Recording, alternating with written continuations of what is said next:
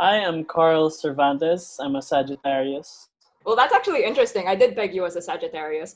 So Oh, really? there's something about your energy that is very. Wait, what's your moon? This is off already, but then it's an interview. Let's. Yeah, I'm a Cancer moon. I'm a Cancer. Oh, no, no, no. I'm a Virgo moon. I'm a Virgo moon. Okay. Venus. I'm a Cancer ascendant. Is what it is. Do you know like the rest of your natal chart? I I don't memorize it. I just memorize the ascendant and the moon. How has life been during ECQ? Oh, it's been very strange. I actually expected myself to have cabin fever, but Mm. I sort of got used to it. I actually wrote a paper. I wrote a paper for my qualitative uh, methods class in psychology, and I wrote about my experience going through the ECQ as someone with a mood disorder, because I have a mood disorder. So as someone who goes through with it, and it was interesting because I found that apparently cabin fever works sort of the same. It has the same symptoms as my own mood disorder, which is, I think, interesting. Oh, okay. Sorry, can you explain like shortly what a mood disorder is? Okay, it's well, my mood disorder is bipolar mood disorder, so it's the ups and downs. Mm. And I found that for cabin fever, it's sort of the same. It went like a burst of productivity, Mm-mm. and then it sort of went down into, it spirals down, and it sort of comes back up again, and it goes down, and it's like a wave of feelings. But right now it's sort of leveled out now, which is good. Okay, that is good. It's good to hear. I mean, that's pretty much how you feel, like I guess how it affects your work and on a personal level, like having it in ups and downs, as you said, in productivity. Oh yeah, definitely. Mm-mm. Because during the first few weeks, um, I had that burst of productivity. So I wrote a lot of, because there are a lot of anthologies and journals right now, uh, calling for submissions for COVID-19 and pandemic related literature, Mm. and I just wrote so many essays and poems, and I had to submit these to places, which is good because finally we have like an outlet during this kind of historic moment, this pandemic of 2020. That's very true. So that's how you've been coping, basically, like just writing all the poems and the essays.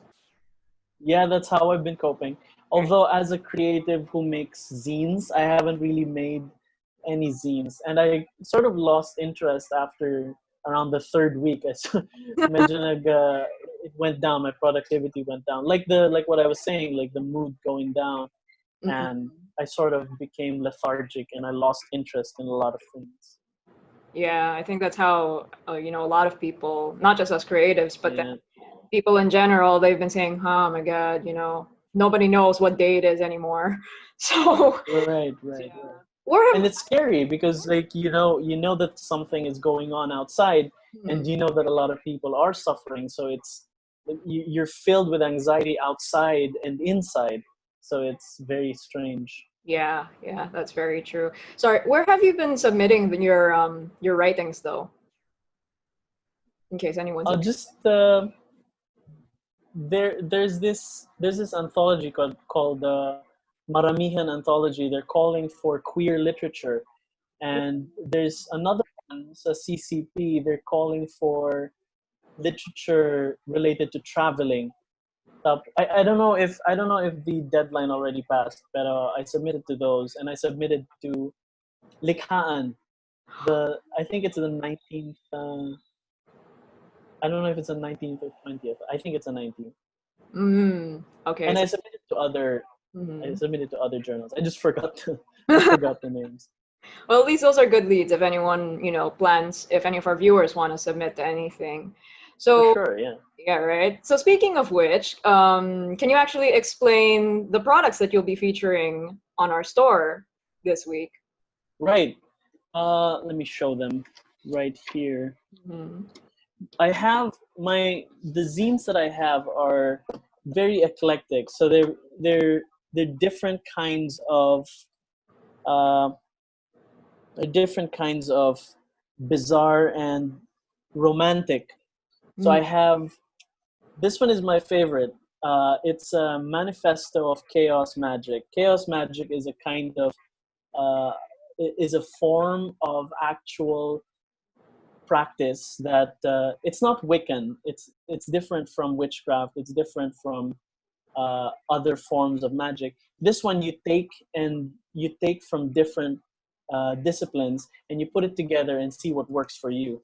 So this is a manifesto of chaos magic. So it's got a lot of strange stuff, Mm. and it's sort of my philosophy on the subconscious mind, the occult nature of our practice, and sort of different kinds of what it means to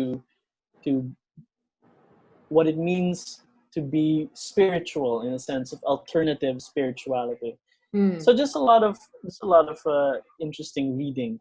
Related to that is this. It's a zine about astrology and psychology. So it's the combination of how we can use astrology as a way to understand ourselves and understand others. Mm. So just here are some, I don't know if there Yun. some things inside the, Mm. the zine. Um, yeah. So I make an argument that astrology is very useful as a tool for self-understanding, much like tarot cards and palmistry. I don't take it seriously in a way that people might think that it's really supernatural. I think that we can ground it in such a way that makes it useful Mm. as a psychological tool, Mm-mm. and it has a lot of precedent in psychology. A lot there was this psychologist named Carl Jung, very famous for his interest in the occult. Yeah. He actually used, I read a paper that he actually used astrology to help understand his patients, not as a diagnostic tool, but as a way to strengthen his understanding of the person. So Mm. it's not a way to diagnose a person, definitely not, Yeah. but a way to help understand and sort of as a foundation to move forward. Mm-mm. Anyway, ang dami ko sinabi. Just read the zine But for more. no, I love it. I love it. But I also have these these romantic zines. So it's very different from those eclectic occult uh, occult zines. I have these three. These are not the actual colors of them. These are just samples. They're white, but the actual zines are yellow, blue, and pink. Mm. So they're very pretty. I think they're very pretty because I made them, and I'm kind of biased to my own work. Um, it goes from the first one of the three is called The Date. The Mm-hmm. second one is called Idiot, and the third one is called Dear Darling. Mm. So these are about modern romances. So one of my friends actually called them um, Tinder stories.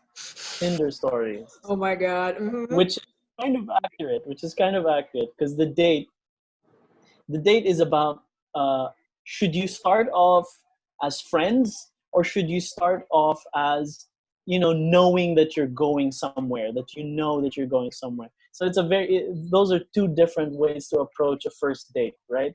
So Mm. it's either, oh, I want to make friends first so that if we don't work out, then we're still friends. Yeah. Or are you going into the date knowing that it's going somewhere? So that's the question that this zine is looking at. Good point. Idiot is about is about being ghosted. That's the theme of the zine. So it's about that's why it's called Idiot. It's because you messed up and Yeah. you don't know why, but that's very strange. Mm. Dear Darling is the last one because after the date and after being an idiot, this time you're sort of thinking about what could have been, the what ifs, the just I want to say these things to you, but I can't anymore because you're gone from my life. So those are the three zines that I have, the five zines that I have. But I actually have more. I don't have them with me right now, but it's part of the zine pack, just art zines, and they're special. I don't wanna spoil what's inside, but it's it's just sort of my eclectic occult doodles. Do you have any plans on making like any COVID related products or zines?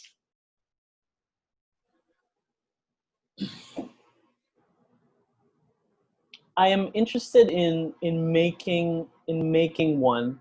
It's a I don't know if I want to say what it is because I submitted it to one of the anthologies. So I was thinking if it doesn't get into the anthology, I'm going to turn it into a zine and I'm going to sell it in art fairs. Ooh. It's about uh, it's about being in lockdown and you can't travel, but you can travel mentally. So it's a psychogeography Mm, of where you could go mm, stuck in a room. mm, So it's not just about imagination, it's about exploring the mental landscape, memories, mm. um, reminders, tokens of the little things that you have in your room, where it transports you psychologically. So I was hoping to make a zine about that. Maybe if the thing doesn't get into to the anthologies I sent it to. Good luck with that, though. That sounds very interesting. So, Yeah. yeah, like actually, speaking of travel, now that ECQ is coming to an end and we're gonna move to GCQ, do you have any post-lockdown plans? It's actually already GCQ here in my town. Ah, okay. So but I'm actually still scared to go out because just because the lockdown is over doesn't mean the virus is gone. True. So we just sort of opened up because of our economy, but it's still really really dangerous to go out. And but I do want to, I want to see my partner, I want to see my girlfriend. Oh, And that's one thing that's been really bothering me, is that I haven't seen her in 3 months, but we still video call them. oh, that's nice. But one of the things that I really really want to do, and for the last week I've just been hoping to be able to do this again, is to party, is to just go out and go clubbing. Um, Ah, I eh. miss it so much. I want to go clubbing. I really, really want to go clubbing. Oh my god. It's like I don't know if the rest of our generation feels that way. My group of friends, we've also been in our GC going, guys, I wanna Oh man, club. We're all just like, yeah. it's so it's so like, you know what I mean? Like, it's just, so you start out. I'm gonna go off topic and just go ahead and explain what I like. My dream of this is Mm. like you walk around the city at night and it's just breezy and cool, and then you stop at a pre-game station and you drink like this platter of tequila. There's this place in BGC where they sell this platter of like three tequilas of different kinds, and then you can taste it. It's very interesting. So you could get like that platter of tequila, different tequilas. Hold and on. then I live and in then BGC. I have never heard of this place. come on, it's a Mexican place. Wait, is this agave? Yeah, that's the one. Okay. All right.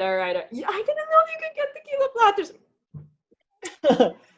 It's a great date place. It's a great place to go on a date.